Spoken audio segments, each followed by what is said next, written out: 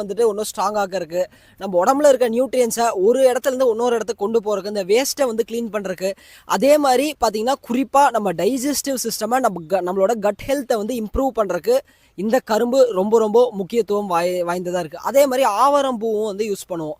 அந்த ஆவாரம்பூ வந்துட்டு சும்மா வெளியே வெறுமனே கட்டாமல் நம்ம வந்து உள்ளுக்குள்ளேயே எடுத்துக்கும் போது என்ன ஆகும்னு பார்த்தீங்கன்னா, ஆவாரம்பூவில் தங்க சத்து வந்து ஜாஸ்தியாக இருக்குது. அதே மாதிரி பார்த்தீங்கன்னா, சூரியனோட ஆற்றலை வந்து நிறைய கிரகிக்கக்கூடிய சக்தி வந்து இந்த ஆவாரம் பூவுக்கும் இந்த கரும்புக்கும் இருக்குது. அதனால தான் காரணம் இல்லாமல் இந்த விஷயங்களை வைக்காமல் பொங்கல் அப்படின்னு வந்துட்டா இது எல்லாமே முக்கியத்துவமாக இருக்குதுன்னு வந்து வச்சு காட்டியிருக்காங்க.